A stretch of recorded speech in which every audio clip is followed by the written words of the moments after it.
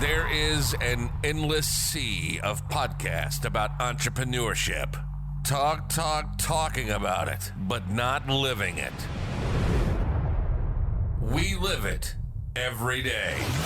This is Inside the Wolf's Den, an entrepreneurial journey with Shawn and Joni Wolfswinkle, talking about real estate investing, but also encompassing general subjects in regards to owning small to medium-sized businesses. And of course, all the struggles that business owners must overcome to be successful. This is Inside the Wolf's Den. And this is Shawn and Joni Wolfswinkle. Welcome back to Inside the Wolf's Den. My name is Shawn Wolfswinkle. And I'm Joni Wolfswinkle. And we have an awesome guest for you today. So this is a good friend of ours and somebody we respect very well. And so I have Alex Pardo, and I'm going to give a little bio here. So he's the founder of Creative RE Solutions, a home buying company based out of South Florida. The company's purpose is to provide people with solutions for unwanted properties while also demonstrating their core values. Alex is also the co-founder of Ascend, a high-level mastermind and coaching community for entrepreneurs that want to experience a better life and business.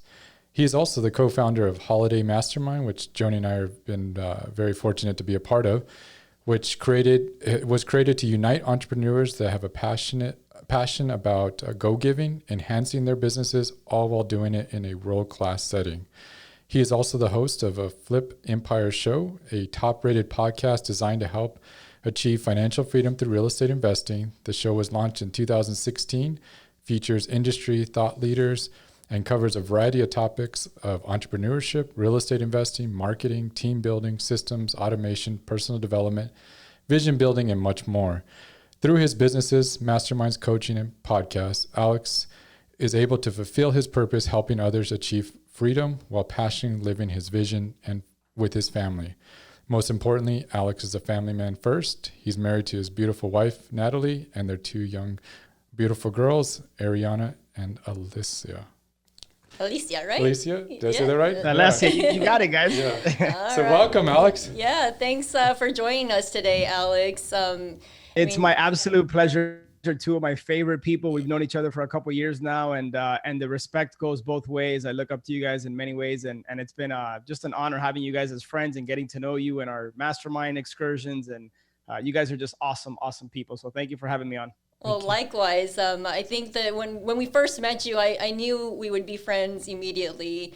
We kind of shared the same, interests and values when it comes to business and creating a vision for your life and family first. So I'm excited for our listeners to get to know you a little better.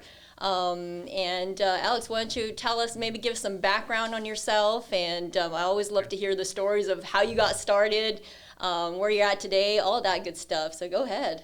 Yeah, so I'll try to be as brief as possible, but I come from my entire family's from Cuba. My sister and I were born in Miami, so we didn't have any entrepreneurs in our family. And I remember when I was 12, 13 years old, I grew up in the baseball park. I grew up playing baseball, and I would buy and sell and trade baseball cards. And at the time, I didn't know. That was, I think, when I kind of got that entrepreneurial bug of buying low and selling high. Fast forward, when I got into college, I don't know if it was an ego thing, Joni, Shawn, or if it was the prestige. I kind of saw myself as like a bigwig for a Fortune 500 company. And it's funny because if you know me, and you guys do, that's not me at all, right? But At the time, I started interviewing with companies like General Electric, Johnson & Johnson, General Motors, etc. And I ended up taking a job with GE to work in their financial management program. So it was a rotational program where I lived and worked in Atlanta, Connecticut, and New York for a 2-year period. Wow. We talk about those defining moments in our lives. For me, it came like 3-4 months into my corporate job with GE. And I was, no lie, probably 75 hours a week. Wow. I was just behind Excel and PowerPoint all day long. And I would look at my boss and look at all the way up the line, up to the CFO of the company. And I would ask myself, do I want to be in their position in the future? Do I want to be in their position in the future? And the answer was just unequivocally no. Like, I do not want that kind of life.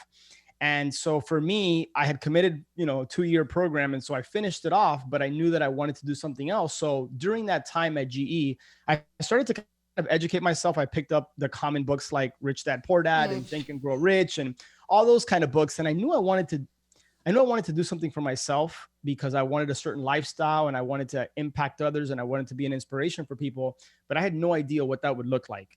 So I bought Carlton sheets, no money down. I started figuring out how to try to assume loans and all this craziness. Right. And I didn't do deals at that time, but I essentially fired my boss 2 years later. I went backpacking around Europe and I was in an internet cafe in Ibiza.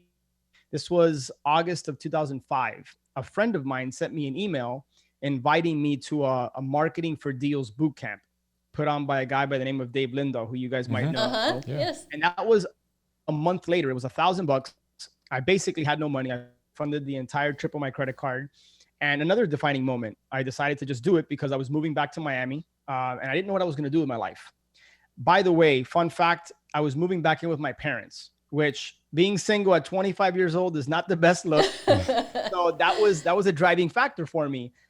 I went to that boot camp, plucked out a letter from the manual, started mailing pre-foreclosures. About 60 to 70 days later, closed a deal that was 44 grand. And as they say, I haven't looked back. Awesome. What an amazing story. Yeah. You taking that risk to, just get it done. What was your degree in? Just curious. Finance and MIS, which is Management Information Systems. Oh, cool. Yeah. And then how did you, so you just, it grew from there and just took off or what? Yeah. So I was fortunate, Shawn, that I've always kind of been a ready, fire, aim type of approach. And many times that's worked for me. And a few times it's kind of bitten me in the butt. This is one of those times where it worked out well. So I made a ton of mistakes along the way, but we're in a business, as you guys know, that corrects a lot of mistakes. Mm-hmm. And you can still make a mistake and come out profitable. So very well the first. And then I got involved in a rehab as my first rehab ever. And I ended up losing about 51 grand of my own money. And for me, that was, if I would have had a coach or a mentor on my side, I wouldn't have made that mistake. Yeah. So during that time, I made I did a bunch of deals, but wholesaling was always kind of the core of what we did. And got involved in the wrong project, lost a bunch of money. And fortunately, it didn't put me under because that's when the market turned. By the way, can you guys hear me? Because unstable. Yeah. Okay. You're good. You're good. So did you, your focus has always been wholesaling. Is that? Yeah. So during that time, the first 2, 3, 4 years, I did lease option deals and I did seller finance deals. I did some rehabs, but yeah, wholesaling has always been our bread and butter. Got it. Yeah. What was most challenging about running that business, would you say, for, our listeners that are either in that industry or just, how many employees did you have at most? So for the first 4 or 5 years, it was just me. I had a high paying job. It wasn't a business. I was self-employed and it was just me. Mm-hmm. The biggest challenge was that, again, that ready, fire, aim approach is I didn't know anything about being an entrepreneur. I was so focused on just doing deals and making money and taking action, as they say, that I completely neglected the accounting and the books and all that. And that's a whole nother conversation we can get into if you want. But I found out in 2009 when I got, a letter from the IRS that was about half an inch thick that taxes weren't filed and I owed a bunch of money. And so, it was a painful learning experience that business isn't just about creating money, generating revenue. Yeah. And there's so much more to business. And so the biggest challenge, to answer your question, was that I didn't know what I didn't know. And it wasn't until 2008 that I actually hired a coach and a mentor. So even though I made a bunch of money, I made a ton of mistakes. Yeah, I think we've all been there, right? Having that mentor to guide you along the way is extremely important. And right now you actually have a mastermind, right? And why don't you talk a little bit about that? Yeah. So, getting involved in this business in 2005 and doing this for the last 15 years, something switched in me probably about 4 or 5 years ago when I launched the podcast, the Flip Empire Show. Mm-hmm. But I started to get more joy and fulfillment out of knowing that I had a positive impact in people's lives than I did from closing a big deal.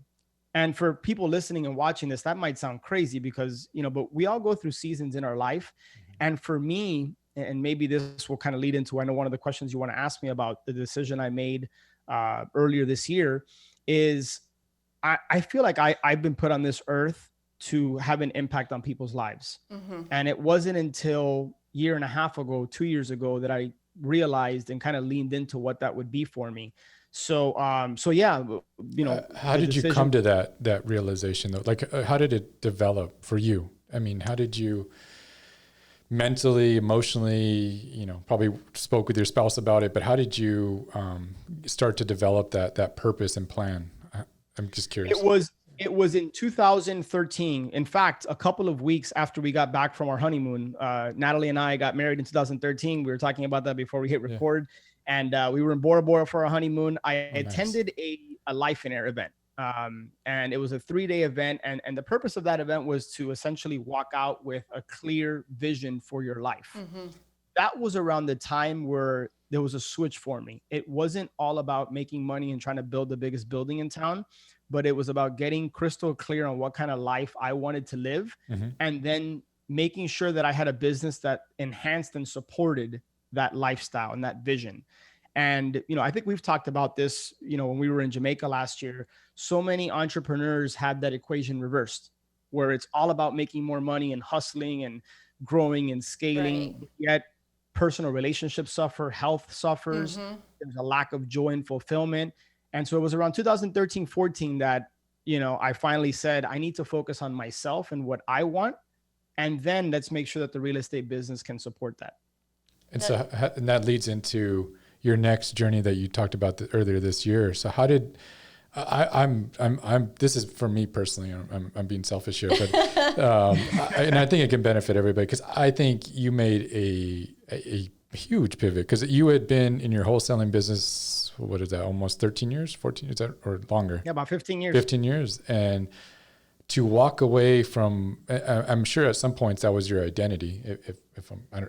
I know a lot of us that's our identity, our businesses and all that. And to be able to close the business, how did you come to that? Did you feel like you were failing, or none of that even come into the equation, I guess? Yeah, no, great questions. There's so many different ways I can answer it. Let me take you back to the beginning of 2019, because that's when I first started feeling internally like something had been off with the business. I had been, we're a part of the same mastermind, and we're around high achievers and just people that think big. And so, during that time, I was all about how do I grow and scale, and how do I get bigger, and how do we generate more revenue and make more money, et cetera. And so at the time I had a team of 9, typical acquisition manager, disposition manager, all that. And we were doing deals here in South Florida. And the vision for my business, I always wanted a simple business, lean, low overhead, high profit. And the bigger my team got, the smaller my margins got. And so we were having success, but that didn't come without its challenges. We had our fair challenges, but it got to a point, guys, where wholesaling deals and closing real estate transactions, it got kind of boring. It got monotonous. I had been doing it for so long. And again, back to my earlier comment, people would sometimes send me a message on Facebook. Hey, I really appreciated this podcast episode. It helped me in XYZ. And I would legitimately feel some sort of attraction towards that versus, hey, we're closing a $25,000 deal on Friday. Like, it just became like, I was grateful for it, but it got boring. And I would ask myself, I've always been a big believer, if you ask yourself the right questions, you're going to get the right answers, and vice versa. And I was asking myself, if I was running this business in a year, 2 years from now, would I be happy with that? And again, the answer was no, I wouldn't. So it became, okay, what am I going to do about it? Life comes at us fast, and as cliche as it sounds, the next minute isn't promised or guaranteed. So I started to do some soul searching, and I started to say, what do I want? Again, looking at my vision, what do I want? How does this business fit in? And the business wasn't fitting into the vision anymore. So that's when Steve Kavanaugh and I got together and we created Ascend. And so we had been running that for a year. And earlier this year, even before COVID, I was like, okay, I'm not having fun in this business. I need to make a move. But to your point, identity, right? I have a podcast that's all about real estate, and it's morphed into something bigger than real estate. And so I started thinking to myself, what would people think? if I made this move and this declaration, would that impact Ascend, and would people not, and so all these doubts started creeping in my mind, and I realized I can't place focus on what others might think of me. I have to do what's right for me and my family. And I have to listen to, for some people it's God. For some people it's the universe. For me, it was, I feel like God had been tapping me in the shoulder, like, hey, you're meant to do something bigger than just running a wholesaling operation. So I had conversations with my coach and with kind of my inner circle, and I had conversations with my team. And I ultimately, in June of this year, made the decision that I was going to exit out of the day-to-day operations of the business. And I worked out an agreement with my right hand, with Adrian, my COO. And so he kind of retained me as a consultant to the business. But I can tell you, I feel like a piano's been lifted off my shoulders. Yeah. I feel I'm making more money now. I'm working a lot less. I feel significantly less stress. And ultimately, I'm just happier. Yeah. Did you, after all that, did you like, is there a moment you're like, why didn't I do this sooner? Like, or why didn't I? Oh, I'm sure. Right? That's a great question. The thought has crossed my mind that I wish I would have done it sooner, but I also believe that things happen when they're supposed to happen. And I think I was just ready. I think I had to go through that year to finally like convince myself, hey, I'm making the right move here, and, forget what other people are going to think and the outside noise. Do what's right for you. And I heard earlier this year, I forgot who said it, happiness is the ultimate ROI. And when I heard that, it was like a trigger for me. I'm like, I need to make a move. Yeah.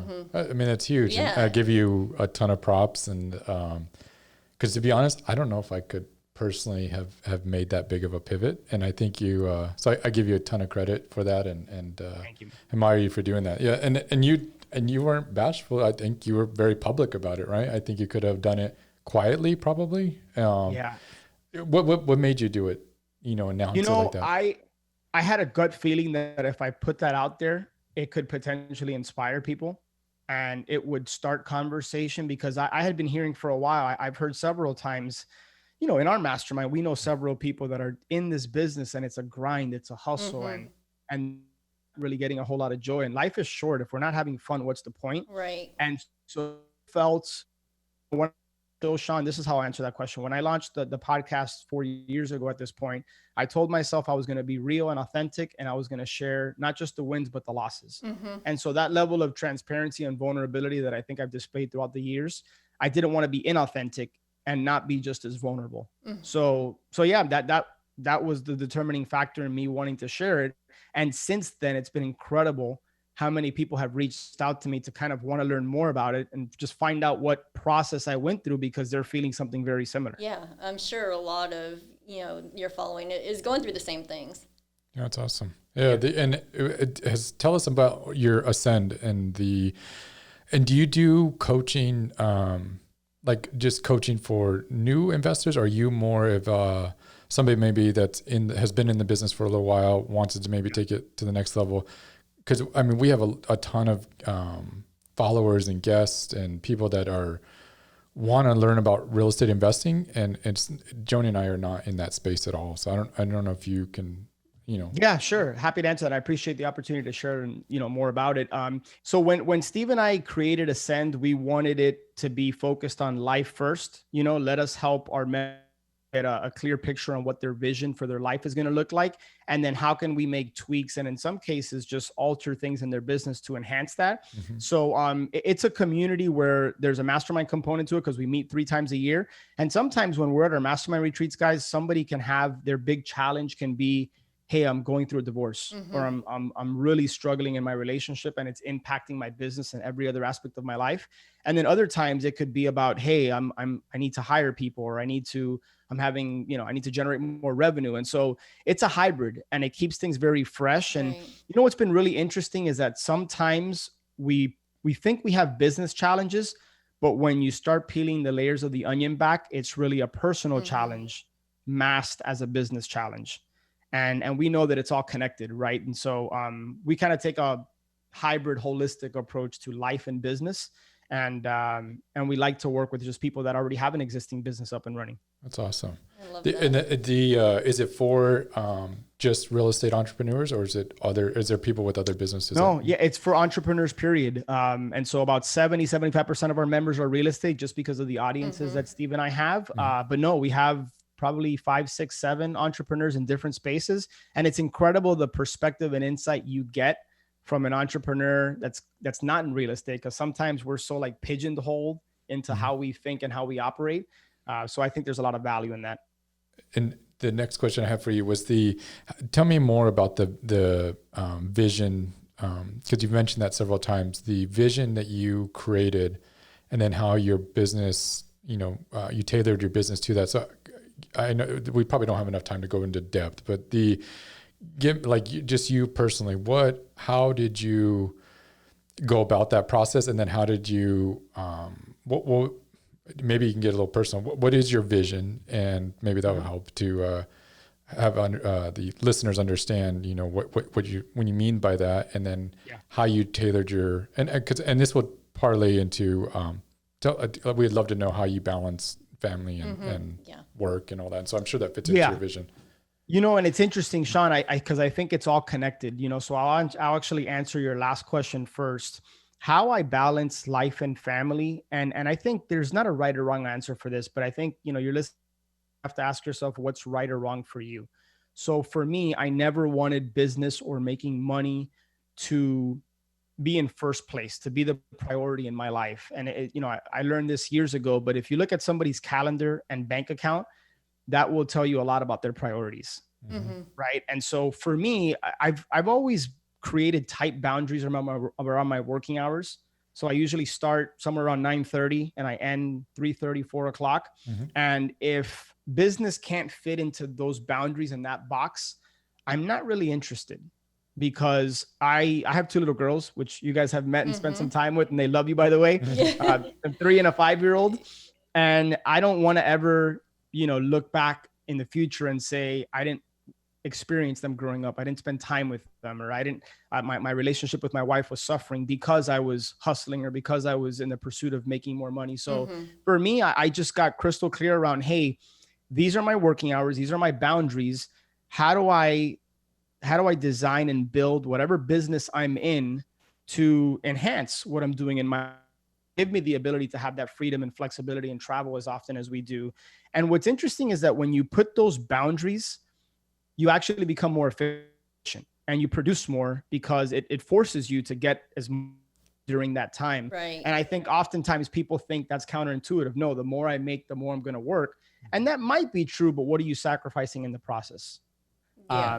So I kind of wish Natalie was on here, because I know your show caters to like working together, so you can kind of get her perspective, but she'll be the first to tell you, like, by 4 o'clock, I'm pretty much done. I'm focused on the family. We have dinner together. Weekends I don't work. And that's not to say, guys, that at sometimes there's not seasons where I'm putting in a little bit more hours because of something going on. When COVID hit, I felt like I went into overdrive for like a 45-day period. Right. But I got back into balance. And then as far as the vision, it's kind of hard to answer on a podcast because it's a very specific process we take people through. But here, I'll share with you one exercise that we have people go through. Have you guys ever done the eulogy exercise? Yes. So yeah. And you map and the time in between it. Right. Yeah. Correct. Yes. Yeah. So that was one of the things that was very eye-popping for me is, pretend that you passed away, for whatever reason. And, somebody was giving your eulogy. What would they say about you? Right. Yeah. So, or I'm sorry, what would you want them to say about you? What would you want them to say? Then the second part of the exercise is, now what would they say about you if they couldn't lie? Not what you would want them to say, but what would they say because that was the fact. And so Natalie and I went through this exercise, and she was in tears going through it. And it really reveals a lot about what kind of life you want. And so that's kind of the genesis for us, is taking people through that exercise. And then we just get crystal clear on, hey, what do you want? If you think about a wheel of life, we have finances, we have business / career, we have health, spiritual, fun, hobbies, all these kinds of things, relationships. If you were going to rate from 1 to 10, the different aspects of this wheel of life, how would you rate them? How's your spiritual life? How's your money, right? How's your health? And then it starts to show you where you're out of balance and where you need to spend some time. And then the next process is prioritize these. Where do these fit in your life? Like, what's at the top of the list? Is it spiritual? Is it relational? Is it your marriage, business? And kind of go down the line. And what's interesting is that what people always value the most is what's most out of whack, right? Where they might rate it a 5 or a 6. And so from there, we just take them through a process of like, what do you want? Not the outside world, not social media, not Facebook, but what do you truly want for your life to look like? And then we document it, you know, and we keep it on a one sheet of paper, and it's a living, breathing document. It's going to change as you evolve and as you grow. But I don't know if that answers your question. Yeah, no, that's awesome. Yeah, and big picture view of the vision. Yeah, and it's we've gone through that, and that helped us a lot. I had a different journey where I ended up I lost myself a little bit through that process because I lost my drive. Because I had such crystal clear purpose before, but it was a very hard charging dynamic, and then to change my priorities, and I mean hard charging, more business, money making, that charge, and to try to balance it. Yeah. I lost my drive in business, and then and it was a weird period for me. Luckily I came back, but it was an odd season for me, would be the best way to put it. But offline, I look forward to digging into that, because now selfishly I want to know more about that. So you can ask me in a couple weeks on in the Empire show. Yeah. So, and honestly, Alex, like I personally admire you and Natalie for what you guys are doing. I mean, Natalie is super supportive. I wish she was here to, hear that, because you're really living what you're saying right now. And Shawn and I look up to you guys. So it's awesome. Thank you. So coming from you guys, that really means a lot. So thank you. And some of the questions that we like to ask all of our guests, and just while we wrap this up, what habits have you formed in life or in business that you could share that could benefit people? Is there like a morning routine or get into that? Yeah. And in the interest of being transparent, sometimes I fall off the wagon, as they say, and I don't. Healthy habits, I do my best to disconnect from my phone when I wake up. I think that's probably one of the worst things you can do is checking email and social media. So I try to give myself at least a 15 to 30 minute buffer before I look at my phone. But, being consistent with my workout routine in the morning. I love working out in the morning. I think it puts me in a different state. Earlier this year, I learned transcendental meditation, which I highly recommend. And it's reduced some level of anxiety and stress that manifests at, different points in my life. And so I meditate 20 minutes every morning, 20 minutes every afternoon, prayer, and reading something in the Bible, whether it's Proverbs or I just finished reading Job. So doing some type of scripture reading. And then recently I've gotten away from it. Now I'm getting back in the habit of at least reading 5 pages of something personal development related. I'm kind of a podcast junkie, so I get a lot of my personal development through listening to podcasts. Nice. And so those are just some kind of morning routine type stuff, that I think I drink a lot of water in the morning. And so I don't think those are sexy answers, but it's what I'm doing that I find it's real. So yeah, and it works. So and sometimes the most simplest answers are probably what people overlook, a lot. So. Here's the other thing. I don't know if you guys, so journaling, again, nothing sexy, but I have found that getting my thoughts and feelings out of my head and heart onto paper, it just frees me up. I don't know. I feel lighter. I feel like I can think clear, more creatively. And so absolutely. That's something that I do. And I journal every day, and it just lets me get my thoughts out on paper and a weight off your shoulders. Yep. 100%. That's awesome. Is there a book or a podcast you would, that you're really into right now, or that you maybe just finished, or something you could recommend? I am just started reading Jocko Willink. Nice. Just started reading this book, and there's another one right now. I don't know where it is. Here it is. Really, really recommend this book, Rhinoceros Success. That's awesome. I just finished this one, and I just picked this one up. So, reading has, I think, had a really big impact on my life. And I'm old school. I like to grab the book and highlight, and I'm not a big Audible guy, but but yeah, I think it's important to just learn, figure out how you learn best, whether it's audio or visual or, or just reading. Yeah, cool. If we had a listener that was just starting out, what advice would you give them? There's so much I would share with them. If it's just one thing. You know what? I would say I'm a big believer in just what's your gut answer. The first thing that comes to mind is, yes, I can say get a coach and mentor. I think that's very obvious to many people. Right. Figure out what your superpower is. What's your unique ability? Yes. What's your God-given talent? Whatever that is, believe it or not, you have a God-given talent. You have gifts. And if you don't know what that is, I think your number one job needs to be to figure that out. And then once you figure it out, lean into it, because that's when joy, happiness, and success are going to come. What's your superpower? Great advice right there. You know what? I believe I'm an effective communicator and connector. So I think, and by the way, that's not I've gone through an exercise, a Dan Sullivan exercise of the genius zone. And it's essentially, you have other people tell you, hey, here's what I think your superpower is. And that's what kept coming up that I didn't even realize in myself. Oh, that's awesome. Wow, I could totally see that. Yeah. So it's awesome. Well, we really appreciate you being on with us today. And I think you added a ton of value today. So, absolutely. We, like we said, we respect and admire you guys and what you have done. And so thank you for being here today. So. Thank you, Alex. No, thank you guys so much. I'm humbled and honored to be on the show, and I love what you guys are doing. And again, it goes the other way. I respect and admire you guys, and for the people you are, number one, and for what you've built. And hopefully we can hang out, pretty soon and go to the next mastermind together and just kick back and have fun. Absolutely. How can our listeners get a hold of you? Yeah. So if you want to plug into the Flip Empire show, you can go to flipempire.com or flipempire.com / I'll take you to Apple Podcast. Alternatively, you can just email me, alex@flipempire.com. Awesome. Thank you. Thank you, everyone. And that'll wrap it up. So we'll see you next week. You've been listening to Inside the Wolf's Den, an entrepreneurial journey with Shawn and Joni Wolfswinkle. Tons of entrepreneurial podcasts are out there. Talking.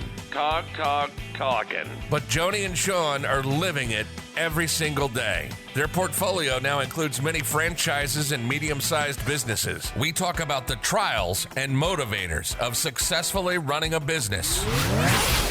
Join us again soon for another podcast. But until then, reach out on the website at InsideTheWolfsDen.com, on Facebook at Inside the Wolf's Den, on Instagram at Inside the Wolf Den. We'll see you again soon.